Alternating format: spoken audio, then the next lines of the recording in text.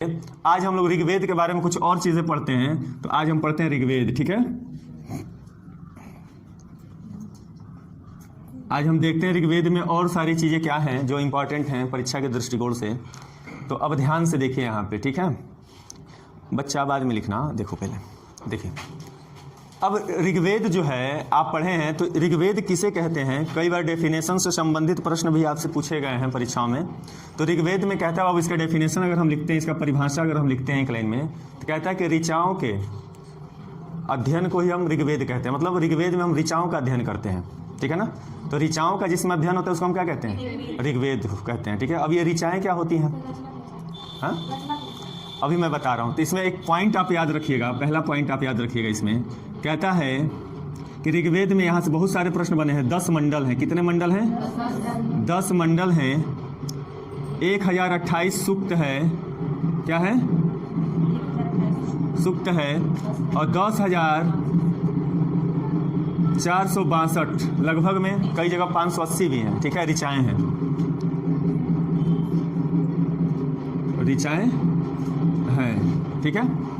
तो ये आपको 3 चीज़ें याद रहना चाहिए, क्योंकि यहाँ से आपके बहुत सारे प्रश्न बने हैं कि 10 मंडल हैं, 1028 सूक्त हैं और 10,462 ऋचाएँ हैं। कहीं कहीं आप जाओगे तो 580 भी मिलेगा, 582 भी मिलेगा, ठीक है। तो लगभग में आप इतना याद रखिएगा, ठीक है। अब देखो हम एक एक शब्द को पढ़ने का प्रयास करते हैं, समझने का। ये 10 मंडल का क्या मतलब होता है, सूक्त का क्या मतलब होता है और ऋचाओं का क्या मतलब होता है। चलिए आप बताइए कि सूक्त मंडल का क्या मतलब होता है। हाँ, जैसे हम अलग अलग, हम अगर कोई बुक पढ़ते हैं तो उसके चैप्टर्स होते हैं ना। या जब हम श्रीमद् भगवत गीता को पढ़ते हैं तो उसमें अध्याय देता है कि पहला अध्याय, दूसरा अध्याय, तीसरा अध्याय। आप कहते हो तीसरे अध्याय के 5वें श्लोक में जाइए तो ये मिलेगा, है ना। उसी तरह से ऋग्वेद में 10 मंडल हैं, इसके अध्याय हैं, ठीक है, इसके पार्ट्स हैं, लेसन्स हैं। तो ये 10 मंडलों में विभाजित है। अब कहता है 1028 सूक्त हैं ऋग्वेद में। तो 1028 सूक्त होने का क्या मतलब, सूक्त का मतलब, सूक्त का मतलब होता है अच्छी युक्ति को हम सूक्त बोलते हैं। अच्छी जो युक्ति, उक्ति होती है, अच्छी, एक शब्द आता है उक्ति, अच्छी उक्ति। तो अच्छी उक्ति को ही हम क्या बोलते हैं, सूक्त बोलते हैं या सुक्ति बोलते हैं, ठीक है। तो अच्छी उक्ति का क्या मतलब है, मतलब कुछ ऐसी लाइनें जो पढ़ के बहुत अच्छी लगती हैं। जैसे मान लो अगर एक लाइन अम्बेडकर साहब का, एक बार मैंने स्टेटस पे लगाया था कि अम्बेडकर जी, डॉक्टर भीमराव अम्बेडकर ने कहा था कि शिक्षा एक ऐसी शेरनी का दूध है जो पिएगा वो दहाड़ेगा।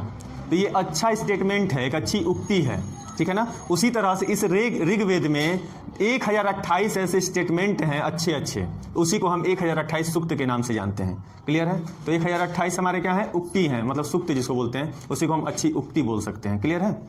अब आइए, अब कहता है 1462 ऋचाएँ हैं। तो 1462 ऋचाओं का क्या मतलब होता है बाबू, बहुत बढ़िया। जो संस्कृत में श्लोक लिखे जाते हैं उन्हीं को हम क्या कहते हैं, ऋचाएँ कहते हैं। जितने श्लोक आपको मिलेंगे वो हमारी क्या है, ऋचाएँ हैं। तो इसलिए अब हम एक लाइन में हम जान सकते हैं कि ऋग्वेद में 10 मंडल, 1028 सूक्त और 10,462 के लगभग ऋचाएँ हैं। क्लियर हो गई बात। अब आइए हम अगला देखते हैं बिंदु।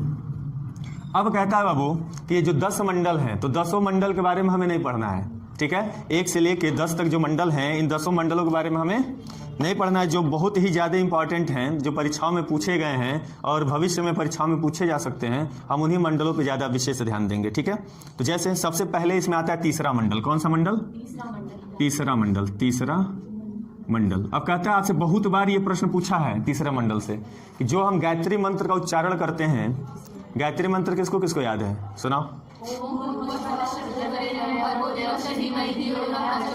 तो ओम भूर्भुवः स्वः तत्सवितुर्वरेण्यं भर्गो देवस्य धीमहि धियो यो नः प्रचोदयात्, ऐसे हैं। तो ये जो गायत्री मंत्र है, तो इसी ऋग्वेद के तीसरे मंडल में इसका जिक्र है।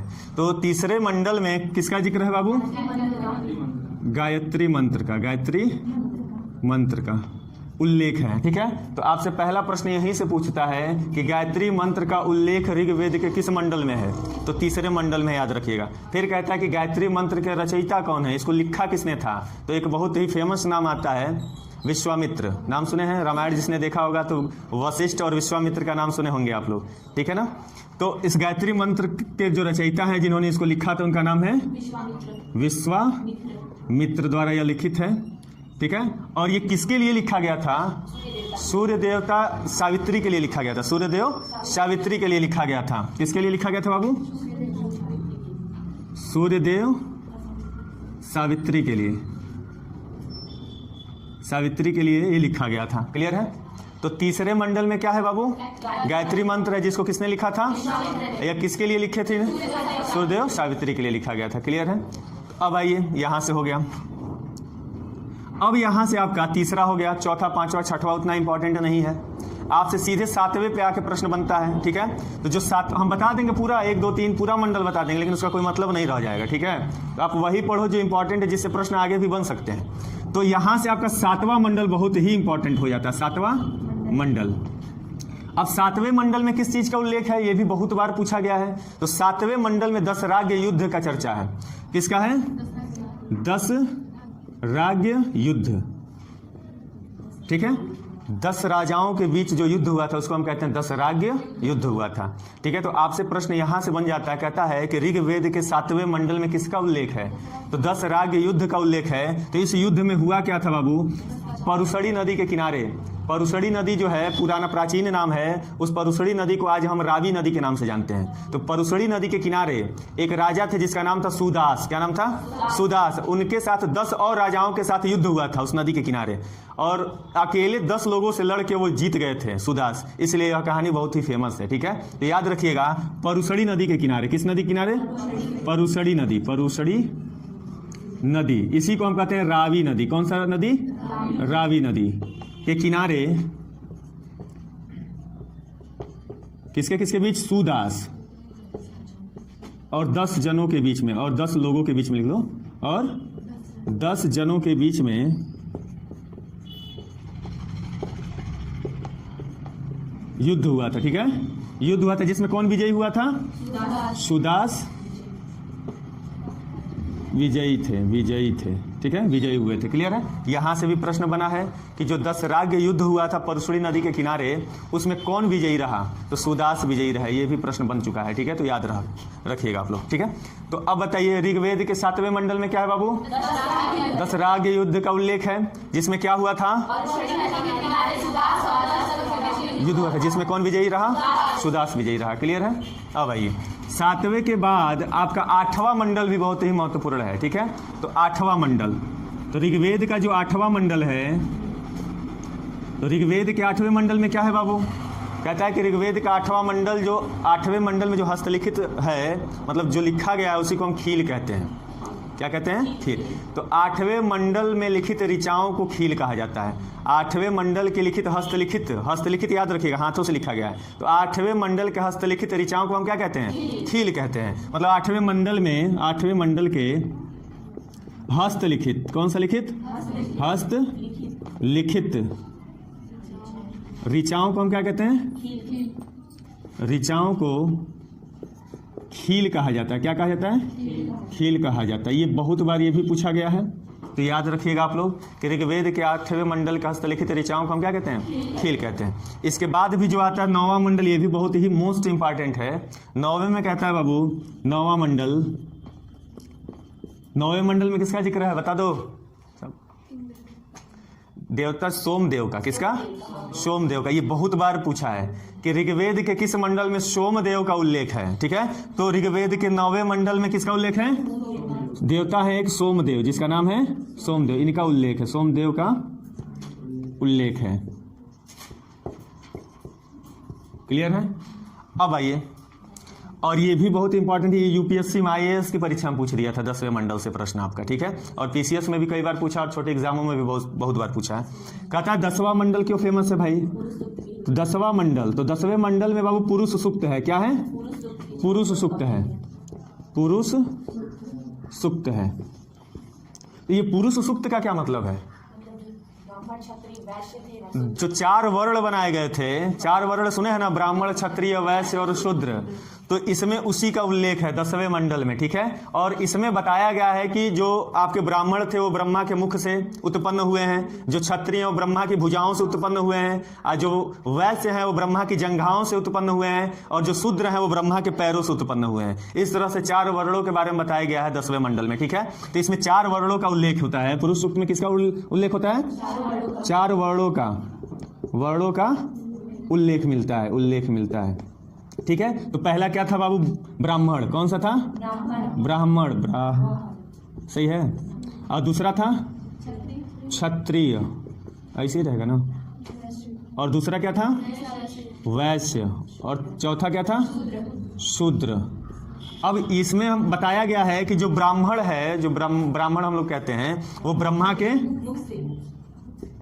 के मुख से उत्पन्न हुआ है, ठीक है। और जो क्षत्रिय कहा जाता है वो ब्रह्मा के भुजाओं से, किससे? भुजाओं से उत्पन्न हुआ है। और जो वैश्य है वो ब्रह्मा के जंघाओं से। और जो शूद्र है वो ब्रह्मा के पैरों से उत्पन्न हुए हैं, ठीक है। तो इस तरह से 4 वर्णों का उल्लेख मिलता है हमको कहाँ पे? ऋग्वेद के 10वें मंडल से मिलता है। क्लियर है।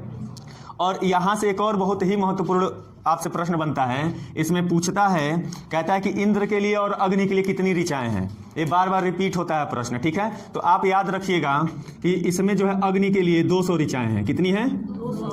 अग्नि के लिए कितनी ऋचाएं हैं? इसमें 200 ऋचाएं हैं। और इंद्र के लिए 250 हैं, ये याद रखिएगा आप। और इंद्र के लिए कितनी है? इंद्र के लिए 250 ऋचाएं हैं।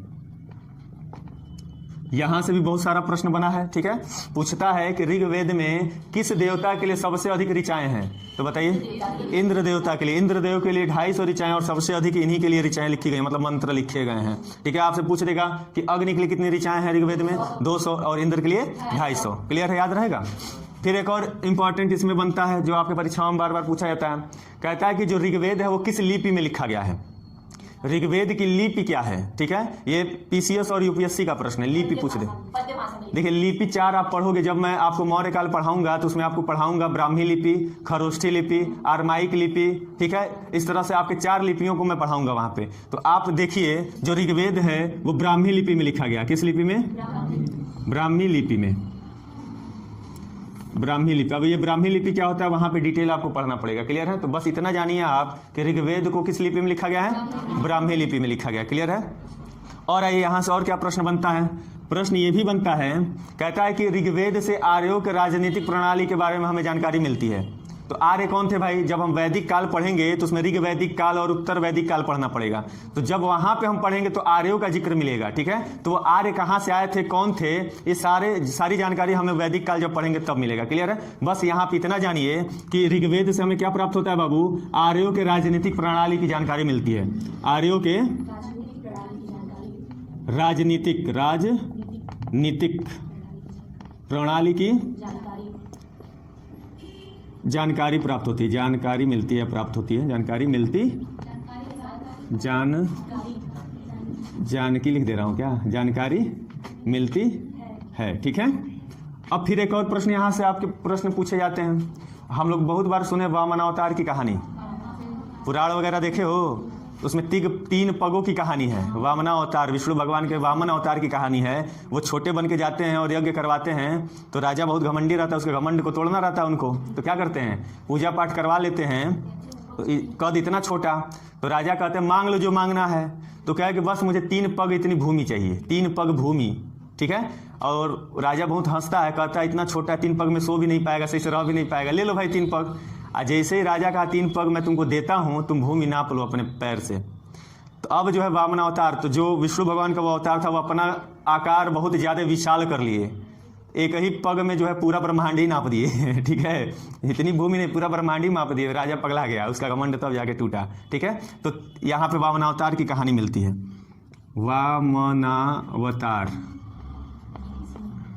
वामन अवतार की कहानी का उल्लेख है। कहानी का उल्लेख मिलता है, ठीक है, उल्लेख मिलता है। और एक प्रश्न आपसे यहां से बनता है। प्रश्न क्या है?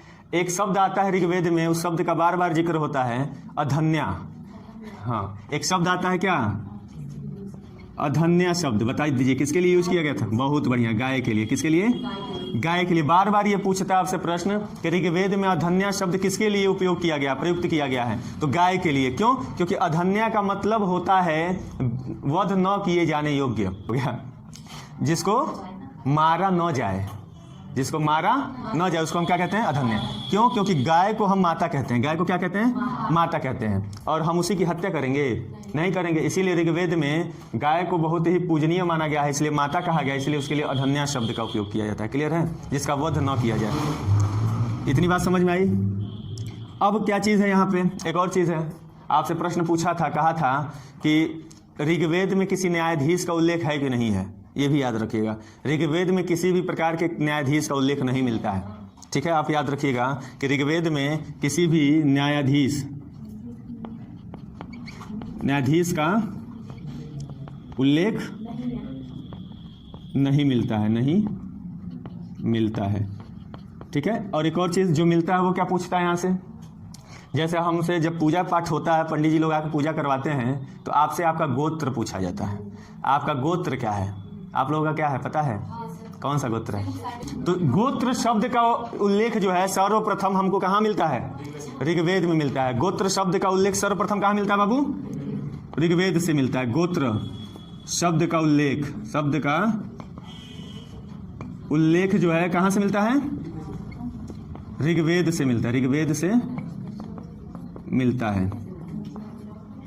ठीक है, तो गोत्र शब्द याद रखिएगा। जैसे मेरा भी कश्यप गोत्र है, मेरा कनौजिया है। तो ऐसे ही किसी किसी का होता होगा, पता कर लीजिएगा। ये सब पता होना चाहिए गोत्र हमारा क्या है। ठीक है, तो गोत्र शब्द का उल्लेख कहाँ मिलता है बाबू? ऋग्वेद में मिलता है। तो इस तरह से ऋग्वेद के इतने सारे पॉइंट्स आपको पता होना चाहिए। क्लियर है? और भी पॉइंट्स हैं, फिलहाल में इतना लिखिए, बताता हूँ आगे। तो कल मैंने आपको बता दिया था इसके बारे में कि इसको एक और चीज़ आयुर्वेद बोलते हैं। इसके ब्राह्मण ग्रंथ हैं ऐतरेय और कौशितकी।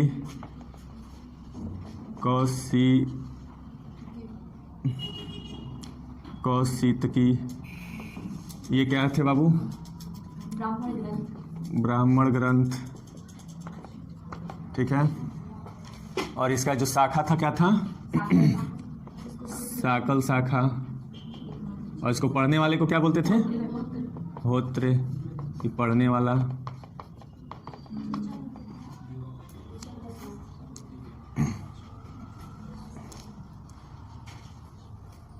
ये एक ही में मत मिला दीजिएगा, ये अलग है। ये मतलब चला गया लिखते लिखते उसमें भी।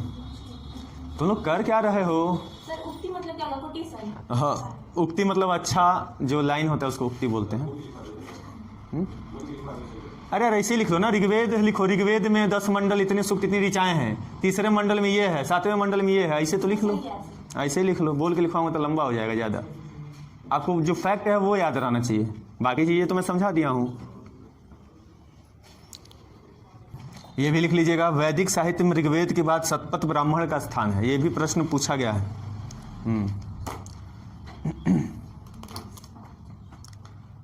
शतपथ ब्राह्मण। शतपथ किसका ब्राह्मण ग्रंथ है जी? यजुर्वेद का। इसीलिए कह रहा है कि ऋग्वेद के बाद कौन सा वेद आता है? तो उसके बाद यही आएगा ना, शतपथ ही, क्योंकि ब्राह्मण ग्रंथ है।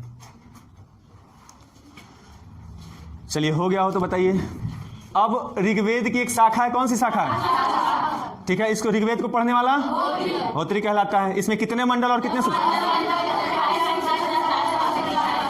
क्लियर है? तीसरे मंडल में क्या है बाबू? किसने लिखा था? किसके लिए लिखा था? ठीक है, 7वें मंडल में क्या है? और 10 राग युग किनके किनके बीच? कौन विजयी हुआ था? सुदास। 8वें मंडल का हस्तलिखित ऋचाओं को क्या कहते हैं? खील कहा जाता है। 9वें मंडल में किसका उल्लेख है? स्वयंदेव का। और 10वें मंडल में उल्लेख है। 4 वर्ण कौन कौन है? ब्राह्मण किससे? ब्रह्मा के। क्षत्रिय, वैश्य और शूद्र ब्रह्मा के पैरों से उत्पन्न हुए हैं। ठीक है, ऐसा कहा जाता है। और अग्नि के लिए कितनी ऋचाएं हैं? और इंद्र के लिए। और जो ऋग्वेद है वो किस लिपि में लिखी गई है? ब्राह्मी लिपि में। और इसमें किसके राजनीतिक प्रणाली का मिलता है? जानकारी आर्यों का। और इसमें किसकी कहानी का उल्लेख है? और गाय को क्या कहा गया है? अधन्या का मतलब। और इसमें किसका उल्लेख नहीं मिलता है? और इसमें गोत्र शब्द का उपयोग मिलता है सबसे पहले कहाँ पे? ऋग्वेद में। और वैदिक साहित्य में ऋग्वेद के बाद किसका स्थान है? शतपथ ब्राह्मण का स्थान है। क्लियर है? तो इस तरह से इतने पॉइंट्स आपको याद रहेगा। एक और पॉइंट्स लिख लो नीचे, एक और लिखो, धर्मसूत्र नोट करके लिख लो। धर्मसूत्र चार प्रमुख जातियों की, धर्मसूत्र चार प्रमुख जातियों की स्थितियों कॉमा व्यवसायों दायित्वों कामा करके दायित्वों, व्यवसायों कामा दायित्वों कामा कर्तव्यों तथा विशेषाधिकारों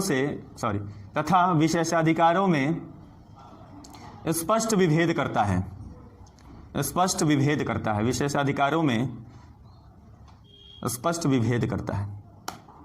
ठीक है? तो इससे पुरुष सूक्त,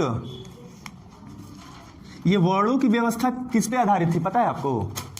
ये वर्ण की व्यवस्था जो चार वर्ण बनाए गए थे, ये क्या जाति पे आधारित था? ये व्यवसाय पर आधारित था। किस पे आधारित था? व्यवसाय, या फिर इसी को कई लोग कर्मों पे कह देते हैं। ठीक है? व्यवसाय पर आधारित था। कोई जाति से जन्म से ब्राह्मण, क्षत्रिय और वैश्य शूद्र नहीं होता था। उनके कार्यों के आधार पर या उनके व्यवसायों के आधार पर, एक और शब्द आता है कार्यों के आधार पर। किसके? कार्यों के आधार पर। तो उनके व्यवसायों या उनके कर्मों या उनके कार्यों के आधार पर कहा जाता था कि वो ब्राह्मण हैं, वो क्षत्रिय हैं, वो वैश्य हैं और शूद्र हैं। ये जाति ये जन्म से नहीं सिद्ध होता था कि आप ब्राह्मण के घर में पैदा हुए तो ब्राह्मण कहलाएंगे। नहीं, ऐसी बात नहीं है। आप भी अगर मान लीजिए आप गुप्ता जी हैं तो अगर आप शुरू से वेद मंत्रों का उच्चारण कर रहे हैं, रामायण का पाठन कर रहे हैं, श्रीमद् भगवत गीता पढ़ रहे हैं, वेदों के ज्ञाता हैं, चारों वेद आपको कंठस्थ रूप से याद है, और आप जा रहे हैं पूजा पाठ करा रहे हैं, तो आप भी ब्राह्मण कहलाएंगे। तो आपके कर्म आपको ब्राह्मण कहलवाएगा। ठीक है? और अगर आप जूता चप्पल पॉलिश कर रहे हैं, जूता चप्पल सील रहे हैं, नाली साफ कर रहे हैं, लोगों की गंदगी साफ कर रहे हैं, तो आप शूद्र कहलाएंगे। भले आप ब्राह्मण हो, ब्राह्मण कुल में पैदा हुए, लेकिन आपके कर्म क्या हैं? शूद्रों वाले हैं, इसलिए आप शूद्र कहलाएंगे। ठीक है? अगर क्षत्रिय हैं, जैसे मान लो अगर ये शूद्र ही है और बहुत बलशाली है, बलवान है और युद्ध लड़ने जा रहा है, युद्ध लड़ रहा है अपने देश के लिए, अपने राज्य के लिए, अपने लोगों के लिए, तो वह क्षत्रिय कहलाएगा, शूद्र नहीं कहलाएगा, क्योंकि उसके कर्म उसको क्षत्रिय कहलवा रहा है। ठीक है ना? तो कर्मों के आधार पर यह बांटा गया है, जन्म के आधार पर यह बांटा नहीं गया है। ये जन्म के आधार पर नहीं बांटा गया है, ये याद रखिएगा, बहुत इंपॉर्टेंट है। ठीक है? ये कर्मों के आधार पर बांटा गया है, ये भी प्रश्न बना है। क्लियर है?